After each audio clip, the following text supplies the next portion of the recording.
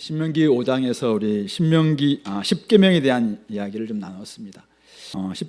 신명기 6장부터 11장은 십계명 외에도 많은 계명들, 또 규례, 또 규범 이런 것들 주셨는데 그것들을 어떻게 지킬 것인가, 그런 내용을 6장부터 11장은 다루고 있습니다. 그리고 이제 12장 가면은 그 구체적인 이제 규례, 규범 이런 부분들을 하나씩 이렇게 설교하는 이런 내용이 되어 있습니다.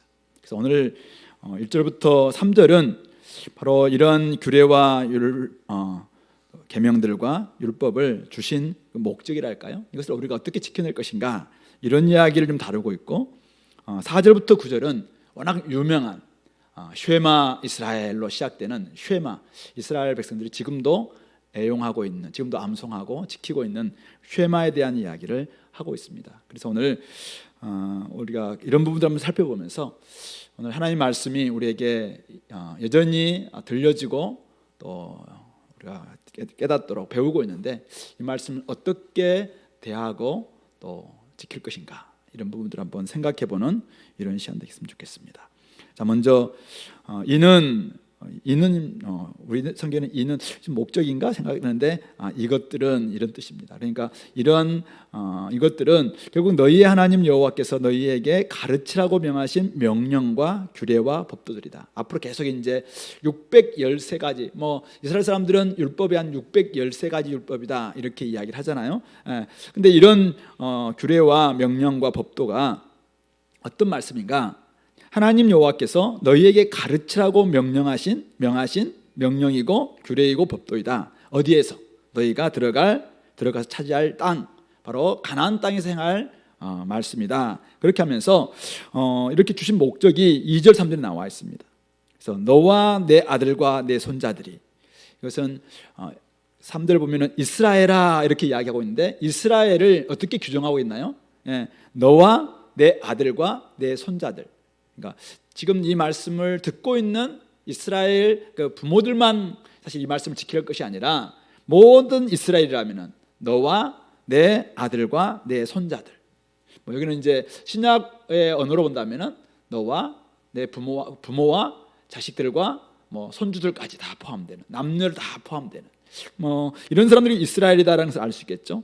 자, 이런 사람들에게 주신 것인데, 평생에 내 하나님 여호와를 경외하며 내가 너희에게 명한 그 모든 규례와 명령을 지키게 하기 위한 것이다.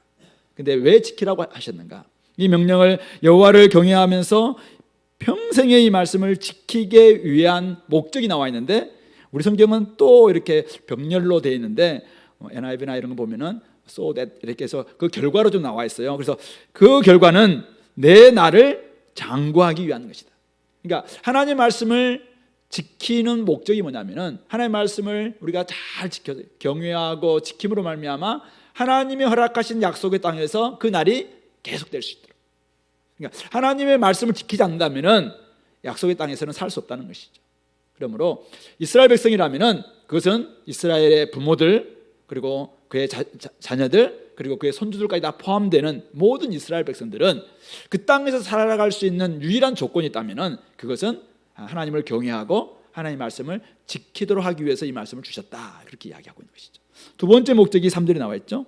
이스라엘아 너와 내 아들과 손자들아, 이 말입니다. 이스라엘아, 이 말씀을 듣고 삼가 그것을 행하라.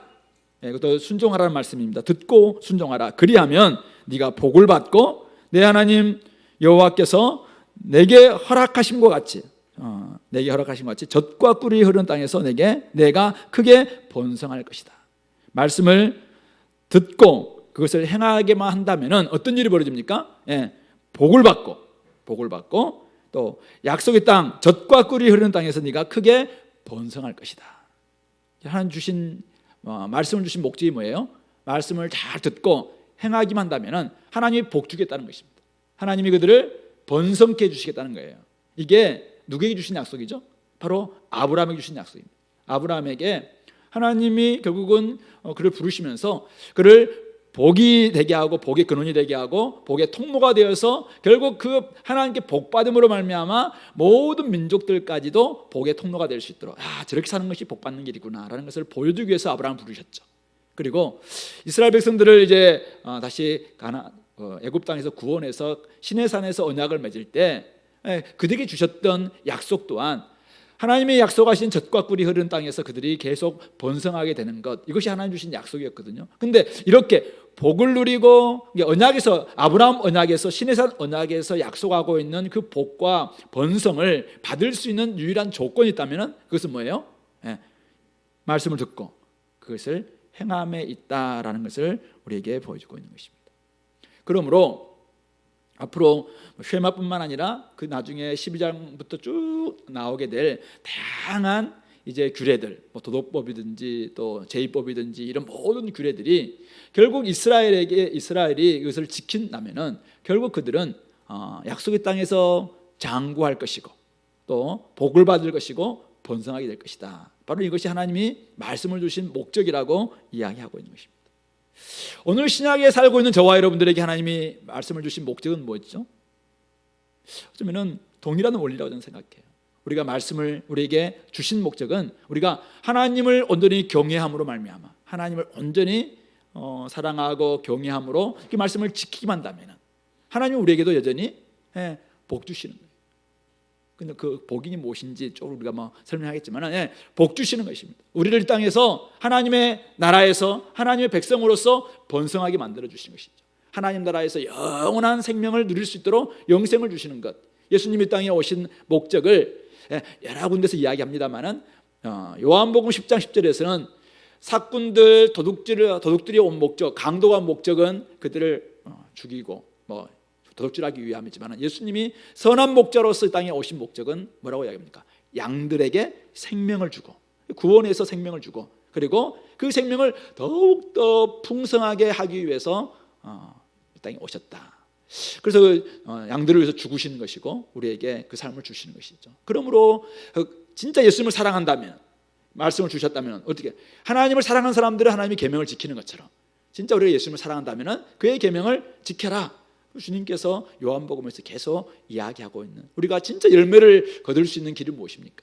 바로 그것은 예수님께 딱 붙어 있을 뿐만 아니라 말씀 앞에 순종하는 것, 그것이 결국은 우리에게 복을 받고 풍성한 열매 얻을 수 있는 길이다라는 것을 신약에서 그대로 이야기하고 있는 것이죠.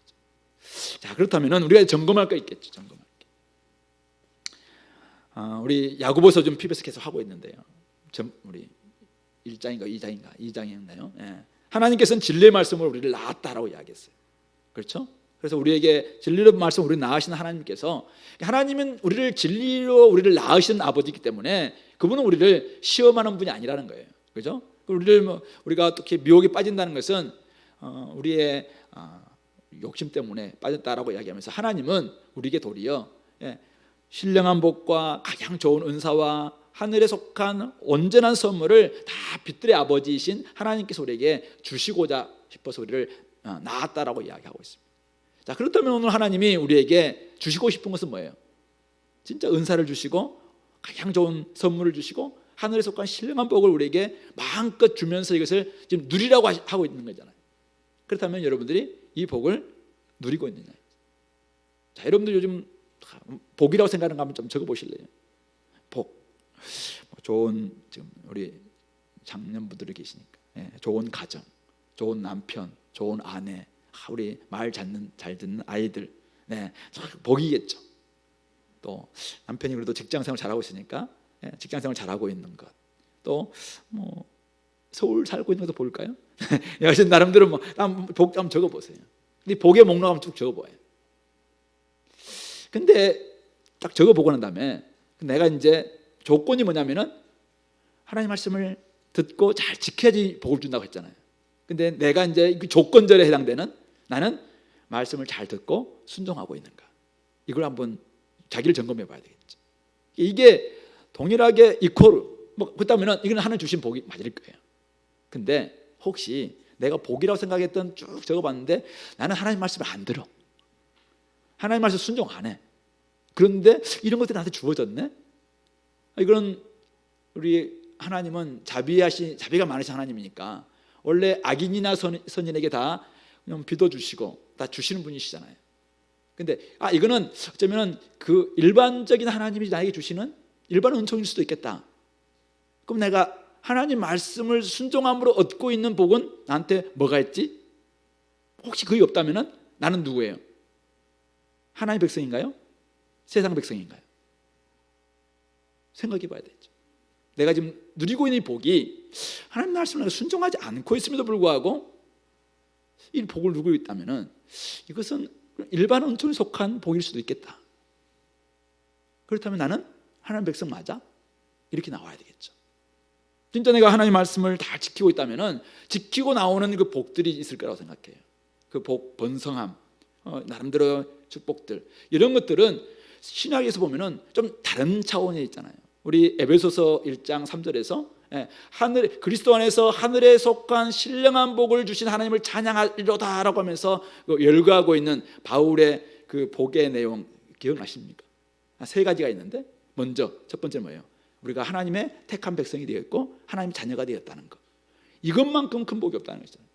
우리는 원래 마귀의 자식이었고 불순종의 자녀들이었지만 이제는 내가 하나님의 택한 백성이 되었고 하나님 자녀가 되었다. 야, 이거는 하나님께 받아들여진 거잖아요. 이거는 엄청난 복이죠. 이거는 이 복이 있어야지 천국이 나에게 주어지는 것이죠. 두 번째 복이 뭐라고 이야기했어요? 그리스도의 피로 말미암아 내가 속량 곧 죄 사함을 받은 것이라고 이야기했어요. 그리스도 피가 나에게 입혀짐으로 말미암아 내가 속량은 뭐예요? 노예가 노예 값을 지불하고 그를 이렇게 풀어주는 거, 이걸 속량이라고 이야기하는데 내가 죄의 종로로 하고 있었어요. 아주 죄인의 중에 죄인. 그래서 지옥 인생, 뭐 죽게 되면 나중에 지옥 갈 수밖에 없는 그런 인생이었는데 주님께서 피를 흘려주심으로, 값진 피를 흘려주심으로 말미암아 그 피를 지불하시고 나를 속량해 주셨다는 것이죠. 나를 죄 사함해 주셨어요. 그래서 마음껏 이제는 우리가 자유로운, 이제는 의에 대해서 살아가는 의의 병기가 되는, 이게 두 번째 복이라고 이야기했습니다. 세 번째 복은 성령으로 말미암아, 성령을 주심으로 말미암아 하나님의 기업이 되게 해주신 것. 그래서 이 성령은 인쳐 주실 뿐만 아니라 보증이 되어 주셨다. 보증금을 딱 지불하면 나중에 그 기업이 내 거다라는 것을 말해주는 그 보증이 바로 성령님이라고 이야기했어요. 그 성령님이 나한테 계심으로 말미암아 내가 하나님의 영원한 기업이네, 와, 내가 진짜 천국이 나의 것이네, 이거 복이라고 이야기했습니다. 그래서 그 하나님을 찬양하자라고 이야기하는 것이 바울의 에베소서 1장에서 이야기하고 있는 내용이잖아요. 그렇다면 나에게 이걸 복으로 여기고 있냐 이거죠. 이거는 진짜 하나님의 자녀들에게 주시는 복이거든요. 이거는 세상 사람들은 절대 얻을 수 없는 복입니다. 일반 은총에서 얻을 수 있는 복과는 차원이 다른 복입니다. 그런데 이 복을 나는 진짜 감격하면서 감사하면서 진짜 나한테 이 복이 나한테 주어졌구나, 이것을 마음껏 누리면서 다른 것도 없어도 조금은 정말 평안하고 감사하고, 그래서 마음껏 주님을 높이는, 찬송하는 이런 삶을 살고 있는 거예요. 근데 이 복은 너무 이렇게 낮게 생각하면서 다른 사람들이 누리고 있는 그 복이 없다고 맨날 불평하고 원망하고 막 감사도 없고 막 다른 사람하고 비교하고 남편을 막 그냥 다른 사람들하고 막 비교시키고 이렇게 하고 있다면은 이거는 진짜 제대로 된 복받은 백성, 하나님의 자녀 맞겠냐 이거죠. 그런 점에서 나는 누구인가 한번 점검해 봐야 됩니다. 진짜 나는 하나님의 자녀인가, 아니면은 세상의 자녀이면서 내가 혹시 하나님의 자녀라고 착각하고 있는 것은 아닌가. 왜냐하면 이게 진짜 복이라고 생각하는 사람들은 이걸 막 찬양하고 막 그럴 텐데, 이거는 기본으로 깔고만 맨날 이야기하고 나머지 막 없다고 막 불평하고 이런 삶이 제대로 맞냐 이거죠. 그런 점에서 우리 자녀들을 대할 때도 신령한 복과 이런 은혜 가르쳐주지 못한 채 남들이 얻은 막 그거 이건 반드시 쟁취해야 된다라고 막 그 개념을 이렇게 부추기고 있으면서 아이들을 힘들게 만드는 혹시 그런 모습은 아닌지. 우리 대학생들 앞날을 다 계획할 때 나한테 이미 허락해 주신 이 엄청난 복, 이것을 진짜 귀하게 여기고 귀하게 여기면서, 다른 복은 거기에 덤으로 한 20만 박 목사님들 9천조 얼마죠? 587억인가요? 그런 엄청난 죄의 값을 다 해결해 주신 그 엄청난 그 은혜, 이것은 뭐 60조보다 훨씬 더 큰 그 엄청난 은혜를 받았음에도 불구하고 지금 10만 원, 20만 원 그거 좀 더 얻으려고 막 아둥바둥하고 있는 혹시 그런 모습은 아닌가? 이런 것들을 생각해 보면서 내가 진짜 하나님의 말씀을 잘 지킨다면 주님은 오늘도 우리 삶 가운데서 이런 복을 주시는 것이고, 이 복에 얼마나 감격하고 감사하는 삶이 정말 우리의 정체성을 진짜 드러내는 것이다 생각하면서 좀 살아가면 좋겠고요. 신약에서는 또 말씀을 주신 목적이 우리를 하나님의 사람으로 온전케 만들어주고 모든 선한 일을 행할 능력을 갖추게 하기 위해서 말씀을 주셨다고 이야기했어요. 그래서 그 말씀이 끊임없이 나를 지금 새롭게 하고 있는가, 이런 점에서 오늘 말씀을 한번 주신 목적, 그 목적에 걸맞게 내가 살아가고 있고 그것을 누리고 있는지 점검해 볼 수 있기를 바랍니다. 이제 쉐마의 내용으로 한번 들어가 볼까요? 4절부터 9절인데요. 세 가지 명령으로 구성되어 있습니다. 첫 번째 명령은 4절에 나와 있는 이스라엘아 들으라, 첫 번째 명령입니다. 두 번째 명령은 4절 5절에 나와 있는 내 하나님 여호와를 사랑하라. 세 번째 명령은 6절부터 9절에 나와 있는 이 말씀을 마음에 새기고 내 자녀에게 부지런히 가르치라. 이 세 가지 명령입니다. 이 세 가지 명령을 가지고 하나씩 한번 살펴보면서 이스라엘이 어떤 정체성을 가지고 있는가, 그리고 오늘 우리 새 이스라엘인 저와 여러분들도 이런 정체성에 따라서 어떤 부분을 좀 고쳐야 될지, 회복해야 될지, 또 점검해야 될지 한번 돌아보는 그런 시간 됐으면 좋겠습니다. 자, 첫 번째, 들으라. 이스라엘아 들으라. 이스라엘은 하나님의 말씀을 듣는 백성입니다. 쉐마, 들으라 이런 뜻입니다. 쉐마 이스라엘. 이스라엘이 하나님의 말씀을 듣는 백성임을 명확하게 규정하고 있습니다. 오늘도 쉐마 이스라엘, 쉐마 주은혜 교회, 쉐마 장로 이렇게 부른다면 오늘 들어야 됩니다. 여러분들에게 각자에게 지금 하나님이 들으라 다 이렇게 말씀하실 겁니다. 하나님의 말씀을 들어야 됩니다. 온 이스라엘이, 그러니까 온 이스라엘 누구라고 했어요? 너와 네 자손과 네 자식과 네 손자들, 네 아들과 네 손자들이 다 이스라엘입니다.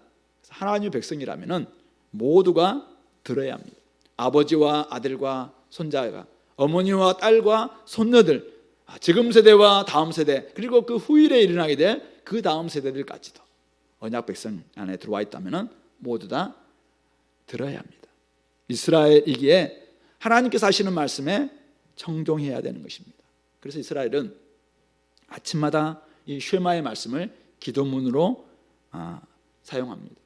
아침마다 쉐마를 그들은 암송하면서 하나님이 오늘 우리에게 말씀하시도록 그 하나님을 초청합니다.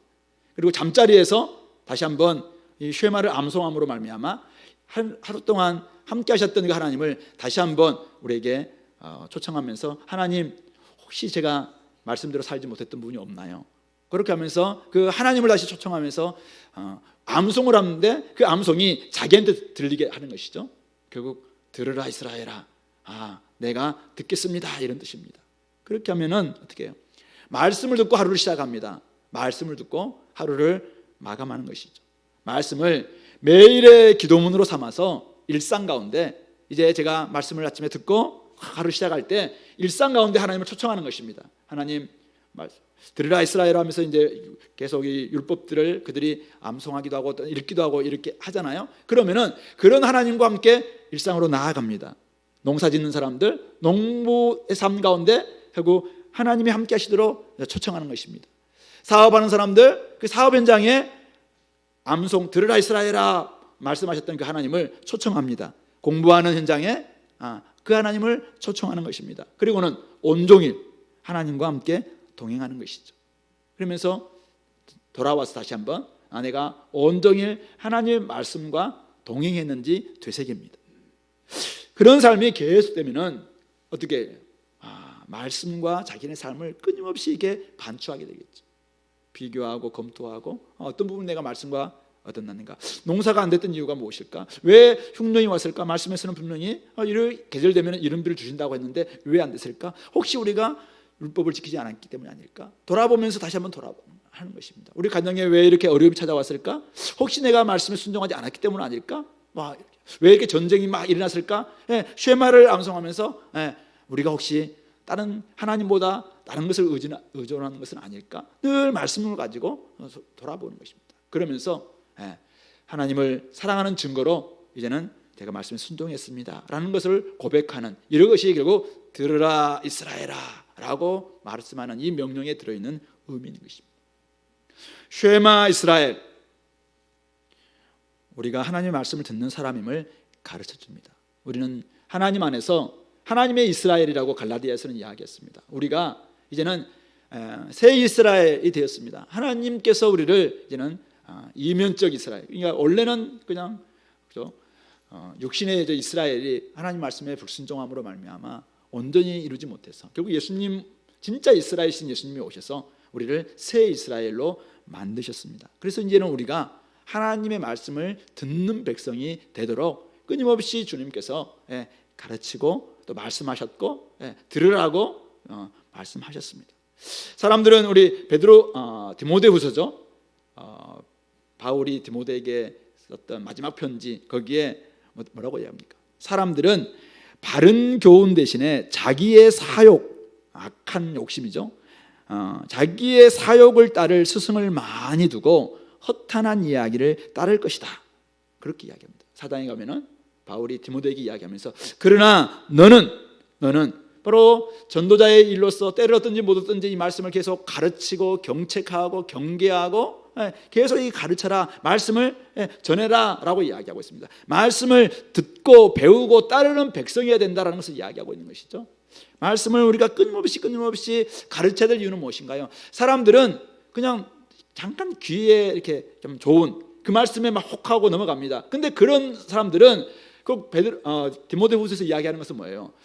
말다툼, 신화 이런 것들은 그 사람들을 망하게 할 것이라고 이야기하고 있습니다. 끊임없는 전혀 유익도 없고 그 말다툼은 우리를 망하게 할 것이라고 이야기하고 있습니다. 그러나 이 진리의 말씀을 듣는 사람들은 하나님의 나라에, 하나님의 집에 금그릇이든 은그릇이든 질그릇이든 나무그릇이든 그걸 말씀으로 말미암아 자신을 깨끗하기 때문에 이런 사람들은 쓰임 받을 수 있다라고 이야기하고 있는 것이죠.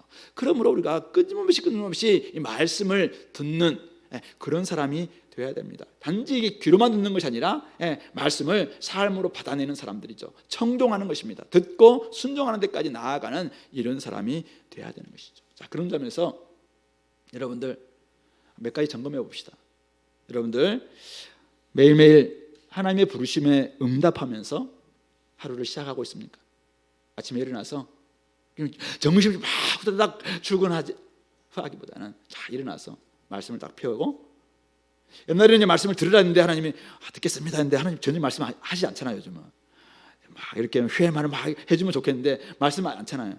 뭐라고 얘기합니까? 야, 내가 다 썼다, 다 읽으라 이렇게 하잖아요. 그러니까 읽으면 되는 거예요. 읽으면서 여러분들 귀에 들리게 하면 되는 것이죠. 이미 기록된 말씀을 우리 삶에, 우리의 귀에 들리게 하면 되는 것이죠. 그래서 우리는 들어야 됩니다. 하나님의 부르심에 응답하면서 하루를 시작하고 있는 거예요. 안 그러면은 세상에 어떤 사람들은 이제 맨날 뉴스를 보고 이제 출근하는 사람들이 있어요. 아니면 이제 드라마를 혹시 짤 이런 거 보면서 맨날 출근하는 사람이 있겠죠. 그럼 하루 종일 이제 사람 나중에 어떻게 될까 이렇게 되지 않겠습니까? 그러나 말씀이 오늘 우리와 함께 하면은 이 말씀이 귀로 듣고 내 삶으로 받아서 함께 지금 나아가는 거예요. 그러면서 내가 청소를 하면서도 오늘 그 말씀이 나한테 주셨는데 어떻게 내가 이렇게 할 것인가. 누군가 이렇게 일을 하다 보니까 좀 다툼이 좀 생길 수 있어요. 그때 말씀이 딱 우리에게 다시 한번 들립니다. 야, 네가 참아라, 네가 용납해라. 이렇게 말씀이 또 할 때는 우리 참아낼 수 있는 것이죠. 말씀이 끊임없이 우리의 삶을 시작하게 만들 수 있는 이 동기부여, 진짜 이 근원적인 메시지가 좀 되고 있느냐 이죠. 그래서 그런 의미에서 여러분들은 아침에 일어나서 후다닥 정신없이 하기보다는 조용히 말씀 앞에서 딱 서서 오늘 내가 하루를 어떻게 살아갈지, 우리 엄마들 어떻게 내가 오늘 자녀를 키울 것인가, 말씀을 통해서 하나님의 음성을 듣기 바랍니다. 우리 공부하는 학생들 하루를 시작하기 전에 다 말씀 앞에 서기 바랍니다. 옛날에 선교단체 할 때 그랬던 것 같아요. 아침 일찍 가서 도서관에 딱 자리 잡아놓고 8시부터 우리 아침 기도회가 있으니까 하기 전에 다 말씀 묵상합니다. 묵상하고는 같이 가서 또 1시간 동안 막 기도합니다.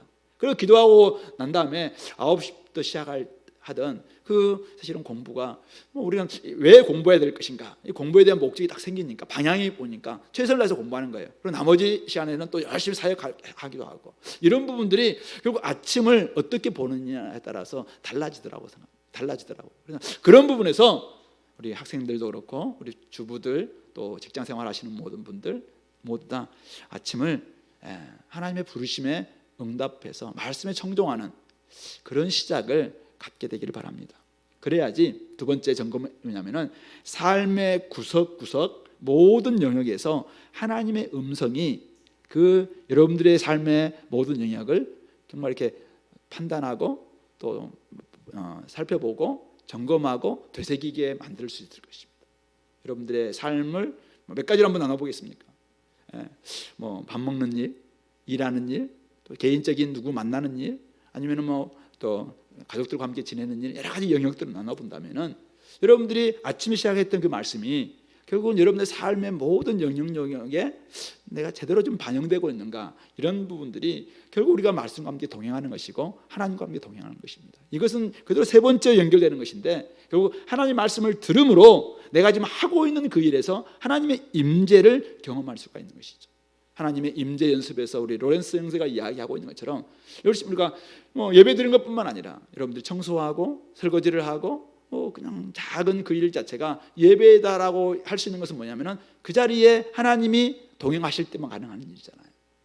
그렇다면 그렇게 하나님과 동행하게 만들 수 있는 일이 뭘까? 그것은 말씀이 여러분 삶 가운데서 하나님이 들으라고 이야기할 때 그 말씀을 듣고 그 말씀을 가지고 설거지를 하는 것이죠. 말씀의 정신을 가지고 청소를 하는 것입니다. 그리고 그 원리를 가지고 공부를 하는 것이죠. 그러면은 그 자리에 함께 할 겁니다. 사역도 마찬가지. 당연히 사역할 때 여러분들이 욕심으로 사역한다면은 사실은 거기에 하나님이 동행하시겠어요? 우리의 막 욕망을 가지고 막 누구보다도 막 낫겠다 막 그런 가지고 막 열심히 하면은 거기에 욕망만 바벨탑이 쌓여지지 거기에 어떻게 하나님 나라가 임할 수 있겠습니까? 그러니까 무슨 일을 하더라도 어떤 사역을 하도, 그러니까 이게 주의 일을, 다른 사람을 구원하는 사역 그 일이냐, 아니면은 다른 나의 여러 가지 부분을 공부하고 있는 앞날을 생각하면서 공부하고 있는 그 일이냐, 이걸 가지고 영적이냐 거룩한 일이냐 거룩하지 않는 일이냐 구분하지 않고 이것이 하나님 나라의 정신과 하나님 나라의 말씀으로 이 일을 하고 있다면 여전히 그 일 또한 굉장히 거룩한 일이고 영적인 일이 될 수 있는 부분이죠. 그런 점에서 나는 하나님과 동행하는 부분이고 하나님과 함께 하나님 임재가 임할 수 있도록 만들기 위해서는 들으라 이스라엘아, 들으라 철진아, 들으라 나여, 다 이 말씀을 앞에서 이 말씀을 가지고 거기에 사실은 결부시켜야 되죠. 그렇지 않다면은 여러분들은 늘 이원론적으로 살 거예요. 머릿속으로는 절대 이원론으로 안 살겠다고 이야기해요. 근데 살아내는 걸 보면은 굉장히 이원론적이에요. 너무 영과 육을 구분하고 성과 속을 다 구분해 놓고 하나님의 일과 하나님 아닌 일을 막 구분해 놓고 너무 그래 놓고 자기는 그냥 통합적이라고 생각하는데, 그것이 사실은 말씀으로 여러분들의 그 삶을 조정하지 않으니까, 말씀이 여러분들 삶을 이끌지 않으니까 자꾸만 이게 우리가 파편화되고 이분법으로 되는 경우가 많이 생긴다는 것이죠. 그런 점에서 쉐마 이스라엘, 이것은 이스라엘의 전체 삶을 통합시키는 데 아주 중요한 원리였습니다. 그런 점에서 우리는 말씀을 듣는 백성이다. 여기에 우리의 첫 번째 정체성이 있다. 꼭 기억하시기 바랍니다. 두 번째는 이제 4절 5절인데, 이스라엘은 유일한 여호와를 사랑하는 백성입니다. 근데 하나님을 어떤 분으로 묘사하고 있습니까? 우리 하나님 여호와는 오직 유일한 여호와이시니, 이렇게 이야기하고 있습니다. 하나님이란 원래 단어는 히브리어로 엘로힘입니다. 근데 여호와는 야훼라는 단어입니다. 창세기에서는 쭉 엘로힘으로 많이 강조되다가 특히 모세와 이제 만났을 때 그때 스스로 나는 있는 자다, 야훼의 하나님을 이제는 계시하셨습니다. 바로 언약의 하나님입니다. 바로 인격적인 하나님, 나의 하나님이 되시는 분이죠. 그러니까 모든 민족을 다 창조하신 엘로힘 하나님이 오늘 우리를 구원하시고 우리와 함께 언약을 맺으시고 나를 이끌어 주시는 하나님, 그분이 바로 여호와 하나님, 바로 언약의 하나님, 인격적인 하나님, 나의 하나님이라고 말할 수 있을 것이죠. 자, 근데 그 하나님은, 우리 하나님은 여호와, 오직 유일한 여호와시다 이렇게 이야기하고 있습니다. 오직 유일한 여호와. 이 말에는 우리 많은 학자들이 여기에는 유일성, 불변성, 온전성, 신실성 다 포함되는 개념이라고 이야기합니다. 예. 중요한 것은 이거죠. 여호와 하나님은, 야훼 하나님은 어떤 다른 신도 하지 않았거나 하지 못한 일을 우리에게 행하셨다는 것입니다. 우리를 구원하시는 그 일이죠. 압제 가운데 있던 우리를 구원하시는 그 일, 그리고 우리의 삶을 인도하시는 그 일, 그리고 우리를 당신의 자녀로 삼으신 그 일은 어떤 신도 하지 않았던 일입니다. 많은 신들이 자기가 막 신이다, 주다, 바알도 이제 원래 주인이란 뜻이거든요. 예, 자기도 주인이라고 이야기해요. 자기도 로드라고 이야기합니다. 가이사도 그렇게 하니까 이 땅에 있는 많은 사람들도, 많은 신들이 스스로 자기가 하나님인 것처럼 주장합니다. 그러나 오직 유일한 여호와, 우리 인격적이고 언약의 하나님, 나의 하나님은 그분 한 분밖에 없다, 이것을 이야기하고 있는 것이죠. 이것은 이스라엘 백성들에게 너무나 중요한 사상입니다. 왜냐하면 애굽에서도 다 신이었잖아요. 이재앙, 파리재앙, 개구리재앙, 이런 모든 것들이 다 신들에 대한 사실은 하나님의 심판이었다라고 이야기 해석하시는 분들이 많이 있습니다. 그렇다면은 애굽에서는 엄청난 신들이 사실은 이 하나님과는 비교할 수 없는 존재라는 것입니다. 그리고 가나안 땅에 들어가면 또 얼마나 많은 신들이 있습니까? 그 속에서 나중에 우리 6장 보면은 그 번성할 때 사람들이 막 번성하는데 저 사람들은 바알을 섬기면서 번성하거든요. 그러니까 마음이 확 거기에 쏠릴 수 있어요. 이럴 때 거기에 속지 말라고 이야기합니다. 오직 하나님만이 유일한 하나님이다. 그 유일신 사상을 늘 가지고 있어야 됩니다. 그런 하나님을 우리가 어떻게 사랑할 것인가? 5절에 나와 있죠. 마음을 다하고 뜻을 다하고 힘을 다하여 내 하나님 여호와를 사랑하라, 이렇게 이야기합니다. 그래서 마음을 다한다, 마음을 다하고 뜻을 다한다. 사랑은 감정이 반드시 포함되어야 됩니다. 감정이 없는 사랑 좀 이상하잖아요. 근데 감정만 사실은 표현되는 사랑은 온전한 사랑이 아닙니다. 여기서 말하는 마음을 다하고 뜻을 다한다는 것은 우리의 감정과 지성과 의지가 다 포함되어 있는 그런 사랑을 하라. 하나님을 사랑하는데 단지 우리의 그냥 느낌, 아니면 늘 감사해놓고 이제 행동은 딴 데 하는 이런 사랑은 이 마음을 다하고 뜻을 다한다는 그런 개념과 다른 것이죠. 그래서 우리가 마음을 다하고 뜻을 다한다는 것은 감정과 의지와 지성을 다해서 하나님을 사랑하는, 특별히 여기서 힘을 다한다, 이 말은 내가 할 수 있는 힘, 그 힘을 다 사용하여, 이 말입니다. 힘껏, 이 말이 힘껏 내가 할 수 있는 모든 힘껏 그분을 사랑하는 것. 그러니까 마음을 다하고 뜻을 다하고 힘을 다한다는 말은 우리의 전 인격과 전 존재를 다들여서 주님을 사랑하라, 이렇게 이야기하는 것이죠. 그러니까 어떤 신과도 어떤 존재와도 이 사랑을 공유해서도 안 되고 공유할 수도 없다, 바로 그런 개념입니다. 이것은 명령이죠. 그렇게 사랑하라. 예를 들어서 이겁니다. 결혼한 부부가 있습니다. 근데 옛날에 이 부부에게는 서로 사랑하는 사람이 있었습니다. 근데 이 사람이 다른 사람하고 결혼했어요. 어떻게 사랑합니까? 옛날에도 사랑했으니까 30%는 거기 주고 이제는 70%만 여기를 사랑해. 이런 사랑은 부부의 사랑이 아니라는 것이죠. 아니면은 감정은 이제 여기 와 있어요. 감정은 늘 당신 막 사랑한다. 앞에 보면 막 설레고 막 이렇게 해. 근데 지성, 늘 다른 마음은 생각은 그 사람 생각하고 같아가지고 같이 행동을 해. 이런 사람들이 온전한 사랑이라고 말할 수 있겠냐 이거죠. 어떤 사람들은 행동은 선물은 딱 잘 줘요. 행동은 의지의 행동은 다 하는데 마음을 담지 않았어요. 감정을 담지 않았어요. 이거 온전한 사랑이라고 말할 수 없는 거잖아요. 바로 이런 개념입니다. 하나님은 질투하신 하나님인데 하나님은 어떤 누구와도 이 사랑을 공유하지 않겠다는 거예요.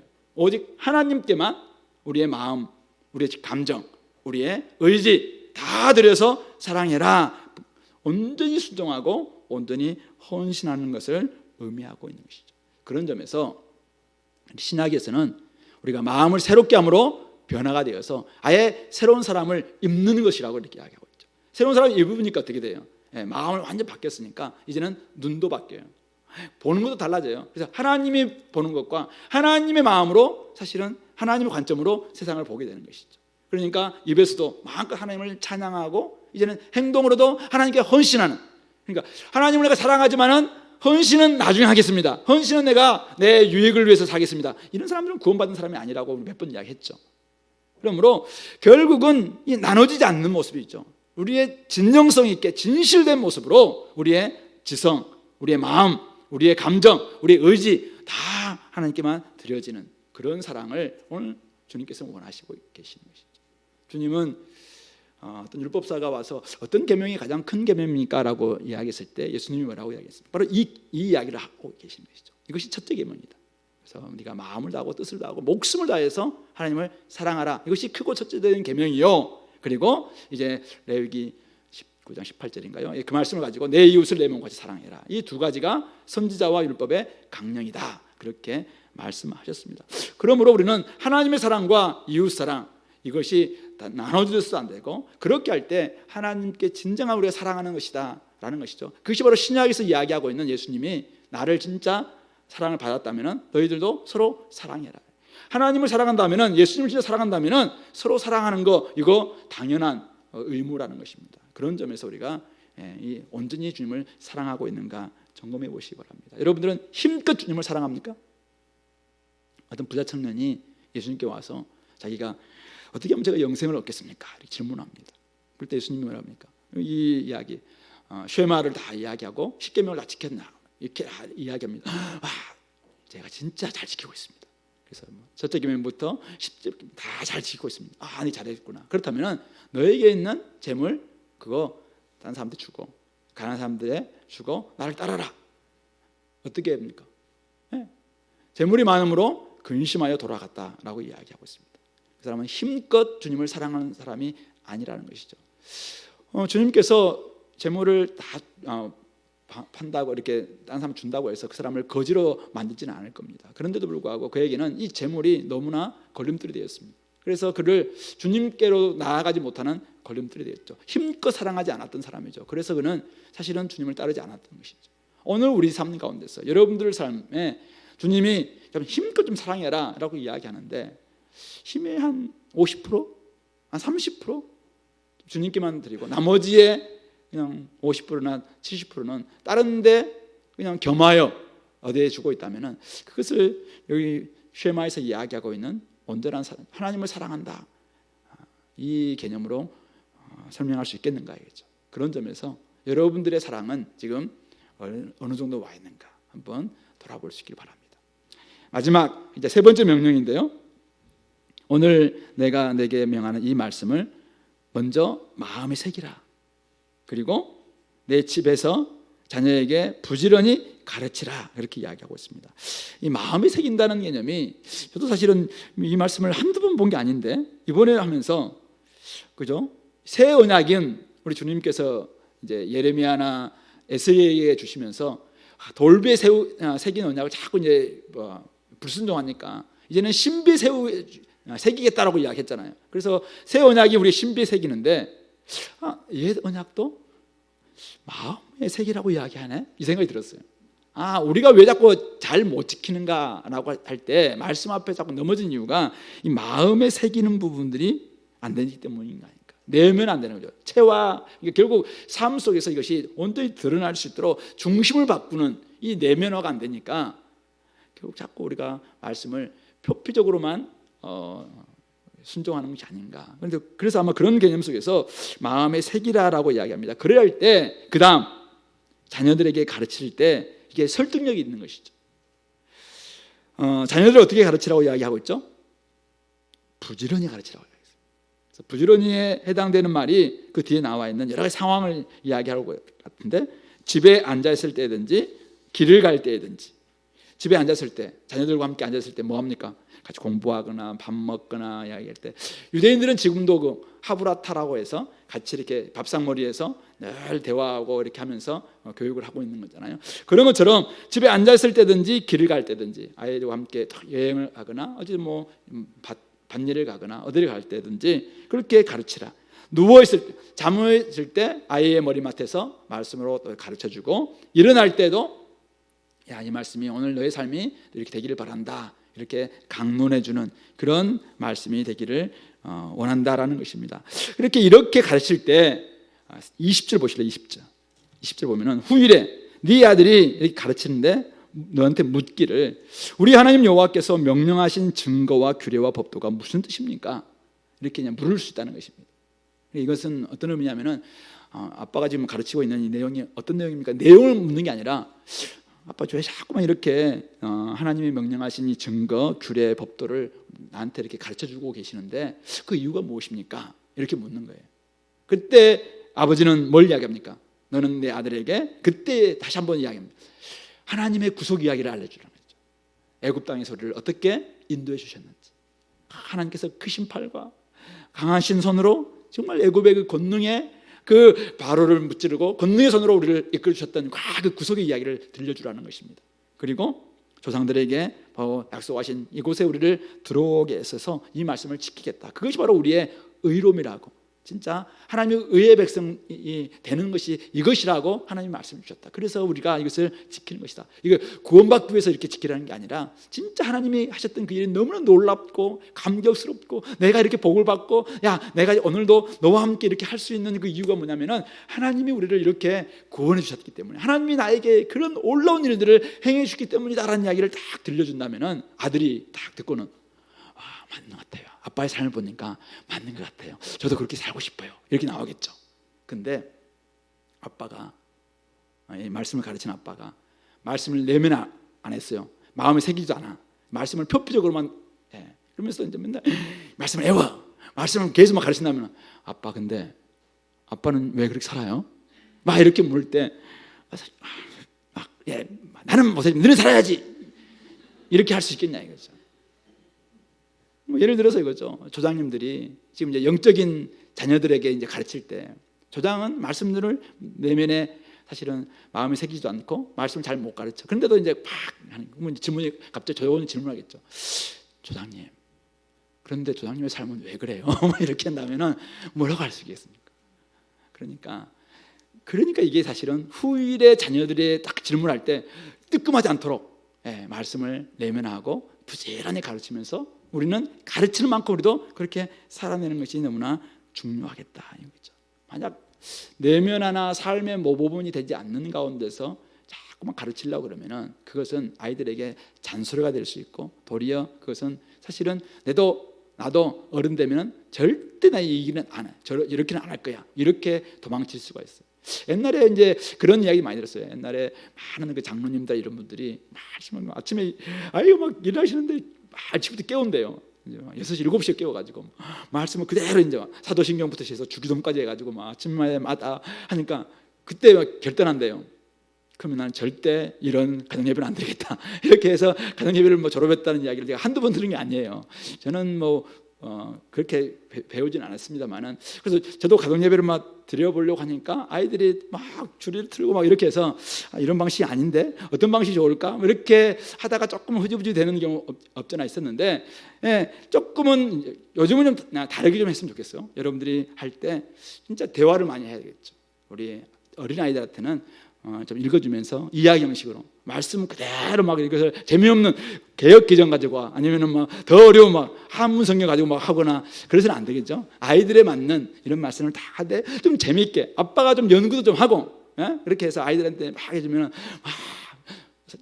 잠 재우려다가 도리어 잠 깨게 만들 수도 있지만 어쨌든 그런 시간들을 통해서 아이들과 한번 대화하는 거예요. 그래서 우리가 진짜 복받는 백성이 되기 위해서는 이렇게 해야 된다라는 이야기를 하는 거죠. 그때 물론 아이에게 공부를 열심히 시켜야 되잖아요.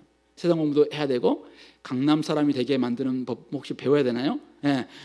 아니면 대치동 수준 따라가기 이런 것도 좀 해야 되나요?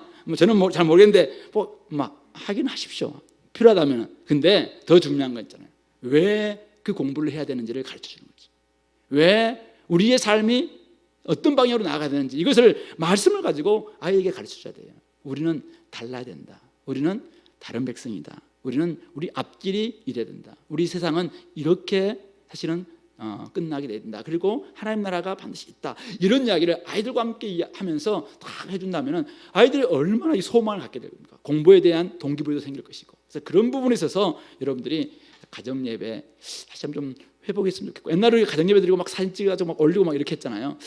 그런 부분들을 조금 구역별로 다시 한번 회복하는 게 어떨까? 이런 생각 드는데요. 한번 어쨌든 좀 재미있는 가정 예배 이런 것들 잘 만들어서 아이들이 진짜 이 일의 소중함을 느낄 수 있도록, 그래서 어떤 상황 속에서도 말씀이 우리 아이들에게 잘 이렇게 전달될 수 있는 그런 시간들이 될 수 있길 바랍니다. 그리고 한 가지 더 8절 9절에서 이야기하고 있는 게 그거죠.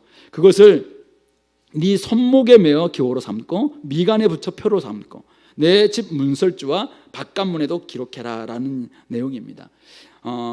당사자인 손목, 그 사람의 손목과 미간, 손목은 우리 왼쪽 손에다가 이제 그 사람들은 이렇게 경문을 띠고 있는데 그것을 테필렌이라고 이렇게 이야기하는데요. 거기에는 그 상자 안에는 그 쉐마와 토라의 내용 성구가 좀 들어 있는데 이 말씀을 걸어 놓습니다. 이렇게 메고 지금 있는데요. 이 테필렌의 것은 손목은 우리의 행동을 위한 감각관이라고 이야기합니다. 우리 내 행동이 말씀에 지금 입각해 있는가 이걸 점검하는 것입니다. 그리고 미간은 눈 옆이잖아요. 여기에 경구 상자 이 경문을 딱 이렇게 띄고 있는데요. 이것도 테필린이라고 이야기하는데 이것은 눈은 뭡니까? 우리 욕망을 상징한다고 이야기하더라고요. 정욕과 욕망이 결국 이 말씀으로 죽이지 않으면은 결국 우리가 보는 것에 의해서 넘어질 수 있다. 그래서 끊임없이 이 경문을 가지고 이제는 자기 삶을 비춰보라. 이게 이제 첫 번째 부분이고 그 넘어서서 뭡니까? 두 번째가 집 문설주. 집 문설주는 집 안에 있는 기둥입니다. 집의 기둥. 집 들어오고 나올 때마다 문설주에 있는 말씀을 보면서 결국은 자기의 가족들 모든 사람들이 다 말씀의 원리에 따라 살게 만들라라는 그런 의미겠죠. 그래서 문설주의 이제 이름이 뭐죠? 거기에 매주자라는 문설주라는 기둥에다가 문설주가 원래 히브리어로 매주자라는데 거기에 이 통을 원형통으로 만들어서 그때 말씀이 들어 있어요. 그 말씀을 가지고 여전히 들어오고 나아가는 모든 가족들이 말씀의 원리에 따라 살아갈 수 있도록 만들어주는 것이죠. 그리고 이 바깥문은 집의 바깥 대문이 아니라 이거는 마을의 바깥문을 의미합니다. 그래서 성문을 의미하죠. 이스라엘의 성문은 재판이 열리는 곳이고 시장이 열리는 곳입니다. 사람들 함께 모여서 회의하는 곳입니다. 그 공동체 중심에 말씀을 기록하라 이 말이죠. 그런 점에서 개인, 가정, 공동체 전체가 다 말씀의 원리에 따라서 살아갈 것을 의미하는 것이 바로 이 8절 9절의 말씀인 것이죠. 이것을 신약 성경에서 많은 우리 바리새인들은 문자적으로 이제 해석을 하고 지금도 유대인들은 문자적으로 많이 해석해서 여전히 이 경문띠를 띠고 있고 매주자라는 그 문설주에다가 그것을 걸고 그대로 이거 암송하고 시키고 있는데 예수님께서 마태복음 23장 5절을 보시면은 바리새인들과 서기관들을 조심하라고 이야기하면서 그들이 가르치는 것은 잘 기억하되 그들의 행위는 본받지 말라 이렇게 이야기하면서 그들이 어떤 모습을 보이냐면은 경문띠는 굉장히 넓게 만든다는 거예요. 내가 지금 이런 사람이야 라는 걸 보여주는 거죠. 말씀의 성구를 말을 걸고 다니면서 막 사람들이 막 으시시대는 이런 부분들을 많이 보인다는 거죠. 이런 모습은 본받지 말라는 거죠. 그래서 경문이 의미하는 이 말씀이 나의 삶을 어떻게 바꾸는지, 그래서 수많은 사람들을 섬기고 낮은 모습으로 많은 사람들을 정말 섬겨주는 이런 삶의 모습은 전혀 없는 가운데 그냥 자기는 막 말씀 잘 지키는 사람인 것처럼 다 이렇게 의시되는 이런 모습에 대해서 예수님께서 비판하셨거든요. 그래서 그런 부분들을 우리가 돌아보면서 오늘 말씀이 나의 개인과 우리 가정과 우리 공동체를 어떻게 좀 비춰주고 있는가, 그 말씀 앞에 순종하고 있는가, 이런 것들을 점검해 볼 수 있길 바랍니다. 말씀을 정리하는데요, 결국 우리는 하나님의 말씀을 듣고 하나님을 사랑하고 하나님의 말씀을 가르쳐야 될 언약 백성입니다. 개인과 가정과 공동체 모두가 하나님의 말씀을 가까이 해야 됩니다. 그렇게 하기 위해서는 어떻게 해야 돼요? 오늘부터 당장 말씀을 들으시기 바랍니다. 하나님을 사랑한다면 말씀 앞에 순종하시기 바랍니다. 그리고 이 말씀을 여러분들 자녀들과 다음 세대들, 그리고 여러분들 조원들, 영적인 자녀들에게 제대로 가르쳐 주시기 바랍니다. 이것이 여러분들을 살리는 길이고 여러분들의 가정을 살리는 길이고 우리 공동체와 한국교회를 살리는 길입니다. 이것이 복입니다. 만약 쉐마 이스라엘, 이 쉐마를 그대로 우리가 암송만 한 채 말씀대로 살지 않는다면 아까 약속하셨던 그 약속을 하찮은 것으로 여길 것이고 도리어 세상이 구하는 그런 복을 늘 추구하는 이런 삶을 살지 않겠는가 생각해 봅니다. 그런 점에서 여러분들의 시간표 한번 점검해 보시기 바랍니다. 시간표에 내 하나님을 말씀을 듣는 시간, 하나님을 사랑하는 시간, 나와 함께 동행하는 하나님과 동행하는 시간 얼마나 되는지 한번 점검해 보시기 바랍니다. 그리고 여러분들의 가정에서 우리 자녀들과 함께 이야기하면서 어떤 이야기를 주로 하고 있는지, 어떤 태도로 아이들을 대하고 있는지, 어떤 방향으로 아이들을 가르치고 있는지, 이런 것들을 우리 말씀을 가지고 한번 돌아볼 수 있기 바랍니다. 들으라 이스라엘아. 오늘 이 말씀은 우리 주은혜 공동체에게 주시는 말씀인 줄 믿습니다. 그런 점에서 들으라 주은혜 교회여, 우리가 이 말씀을 좀 듣고 진짜 말씀을 바로 서고 말씀으로 회복되고 말씀으로 말미암아 복과 진짜 하나님 주시는 번성을 마음껏 찬양할 수 있는 우리 공동체가 될 수 있길 바랍니다. 같이 기도하겠습니다.